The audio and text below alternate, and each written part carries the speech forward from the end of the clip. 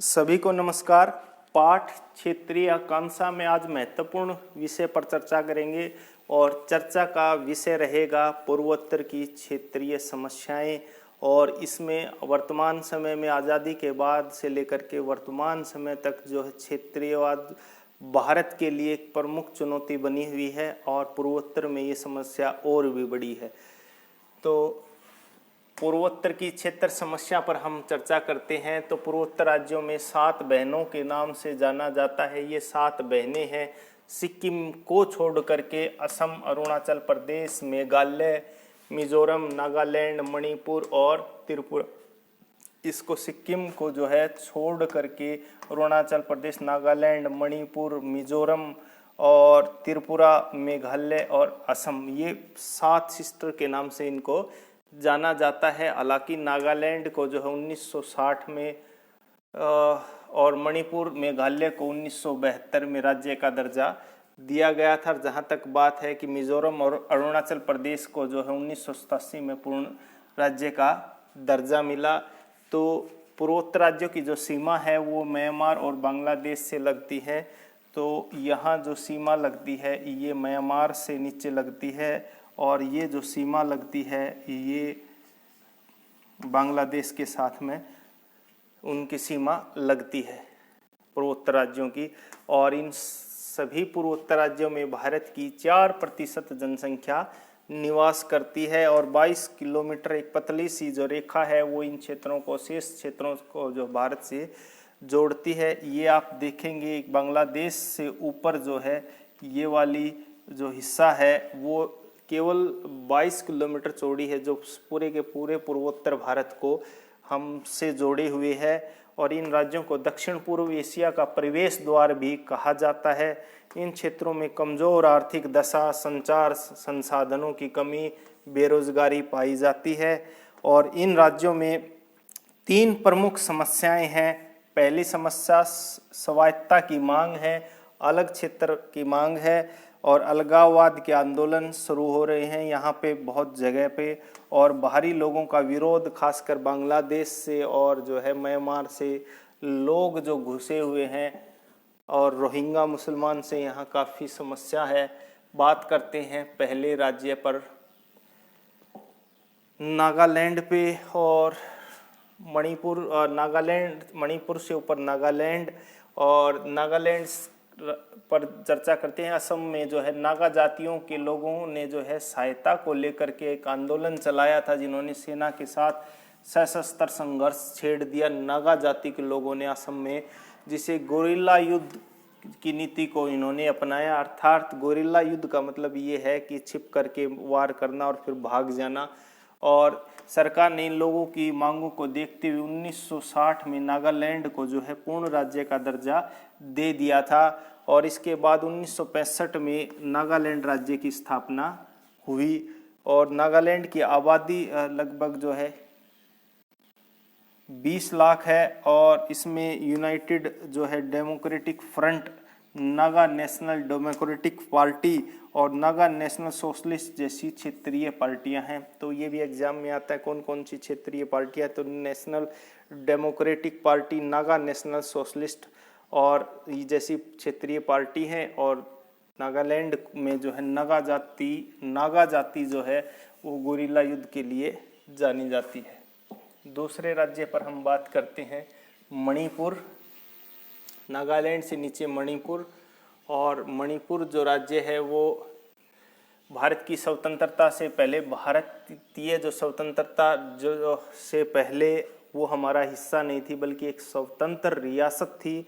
और मणिपुर को बाद में हमने मिलाया था। वहाँ का राजा स्वतंत्र रहना चाहता था लेकिन बाद में जो विलय पत्र पर हस्ताक्षर कर दिए। हालांकि मणिपुर में जो कांग्रेस थी वो भारत में मिलना चाह रही थी, लेकिन मणिपुर की अधिकतर जनता स्वतंत्र रहना चाहती थी। और यही एक कारण है कि वर्तमान में मणिपुर के लोग भारत से नाराज हैं कि उन्होंने उनको बलपूर्वक मिलाया गया। मणिपुर को 1972 में पूर्ण राज्य का दर्जा दिया गया था। और वहाँ पर जो है आतंकी संगठन है जिसको MPLA कहते हैं, अर्थात मणिपुर पीपल लिबरेशन आर्मी, काफ़ी खतरनाक जो है आतंकी संगठन है और इसका भारतीय सेना के साथ जो है सशस्त्र संघर्ष जारी है। और मणिपुर की जो जनसंख्या है वो लगभग 23 लाख है। और मणिपुर जो है हिल यूनियन और कुकी नेशनल असेंबली यहाँ के क्षेत्रीय दल है मणिपुर के। तीसरे राज्य पर चर्चा करते हैं त्रिपुरा। और भारत के ये वाला जो हिस्सा है ये त्रिपुरा का है।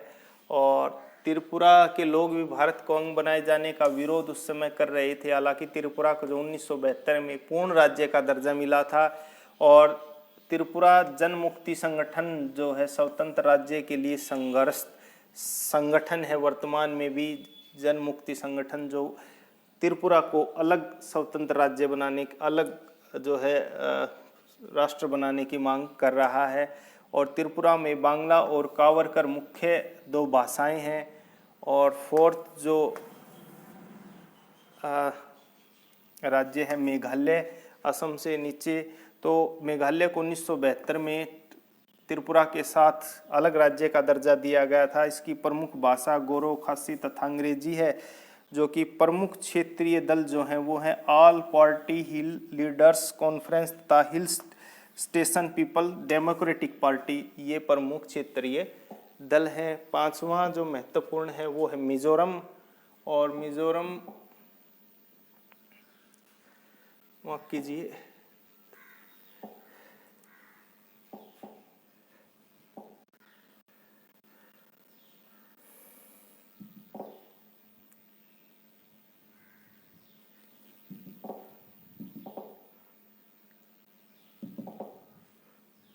मिजोरम के ऊपर हम चर्चा कर रहे थे।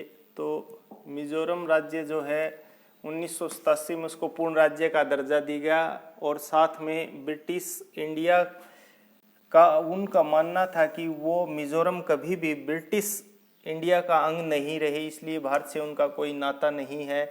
और इसके कारण जो है 1959 में मिजो पर्वतीय जो पहाड़ी इलाका है उसमें अकाल पड़ गया था। और वहाँ के लोग सरकार से सहायता प्राप्त करना चाह रहे थे, सरकार से मदद चाह रहे थे, लेकिन सरकार ने कोई ठोस कदम नहीं उठाया। इसके कारण जो है उनके मन में काफ़ी जो है द्वेष उत्पन्न हुआ और उन्होंने सशस्त्र संघर्ष का रास्ता अपनाया। और मिजो नेशनल फ्रंट के नाम से उन्होंने एक संगठन बनाया 1959 में। और मिजो नेशनल फ्रंट बनाया था वो था लाल डेंगा।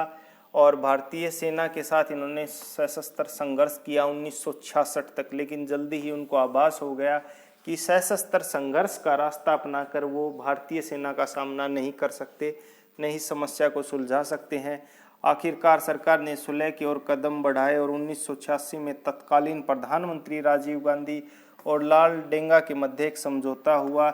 और 1987 में जो है मिजोरम को पूर्ण राज्य का दर्जा दिया गया, जिसमें ये निर्णय लिया गया या समझौता हुआ कि लाल डेंगा और उसके समर्थित लोगों को सशस्त्र संघर्ष का रास्ता छोड़ देना होगा। और लाल डेंगा को बाद में मिजोरम का प्रथम मुख्यमंत्री बनाया गया। वर्तमान में मिजोरम कला, साहित्य और विकास के रास्ते पर अच्छी प्रगति की है। हम बात करते हैं सिक्किम और अरुणाचल प्रदेश पर। हालांकि सिक्किम उन 7 बहनों में से नहीं है, फिर महत्वपूर्ण पूर्वोत्तर राज्य है। और आज़ादी से पहले ये हमारा जो है अंग नहीं था, लेकिन सिक्किम को भारत की शरणागति पर प्राप्त थी। शरणागति का मतलब होता है उसकी रक्षा का दायित्व हमारा था और सिक्किम की रक्षा का दायित्व भारत का था। ज़्यादातर लोग नेपाली मूल के हैं। और 1975 में सिक्किम विधानसभा में एक प्रस्ताव पास हुआ जिसमें सिक्किम को भारत में विलय का प्रस्ताव पारित किया गया। और बाद में जनमत संग्रह के में जो जनता ने जो है विधानसभा वाले प्रस्ताव पर सहमति दी और सरकार के अनुरोध पर भारत सरकार ने 1975 में सिक्किम को भारत का जो है विलय कर लिया। और अंतिम राज्य पर हम बात करते हैं अरुणाचल प्रदेश। और अरुणाचल प्रदेश को 20 फरवरी 1987 को पूर्ण राज्य का दर्जा दिया गया, जहां पर हिंदी और अंग्रेजी 2 प्रमुख भाषाएं अरुणाचल प्रदेश की हैं। और लास्ट में पूर्वोत्तर राज्यों में सबसे बड़ा राज्य आसाम पर बात करते हैं तो आसाम पूर्वोत्तर राज्यों में एक महत्वपूर्ण राज्य है, लेकिन यह बांग्ला घुसपैठ की समस्या से परेशान है और अवैध रूप से जो असम में घुसपैठ करके नागरिकता प्राप्त कर लेते थे, जिससे असम की संस्कृति धीरे धीरे नष्ट हो रही थी। न केवल संस्कृति नष्ट हो रही थी, धीरे धीरे बांग्लादेश के घुसपैठ के कारण वहाँ के तेल, चाय और कोयला की प्राकृतिक संसाधनों पर भी संकट पैदा हो गया, उन संसाधनों पर भी उनका नियंत्रण हो गया। असम की जनता ने भय के कारण जो है 1979 में एक शक्तिशाली संगठन आसू का निर्माण किया, अर्थात ऑल इंडिया स्टूडेंट यूनियन संगठन, और इसका स्थापना 1979 में हुआ। असम गण परिषद और ये वहाँ के एक क्षेत्रीय महत्वपूर्ण क्षेत्रीय दल है और जिसका गठन 1985 अक्टूबर 1985 में किया गया। साथ में एक बड़ी समस्या असम में है आतंकवाद की, जो कि उल्फा नामक आतंकी संगठन है, जो कि अलग बोडोलैंड की मांग के लिए भारतीय सेना के साथ सशस्त्र संघर्ष कर रहा है। तो इतना ही वर्तमान में हम पूर्वोत्तर की क्षेत्रीय समस्या पर चर्चा करेंगे। Thank you. जय हिंद, जय भारत।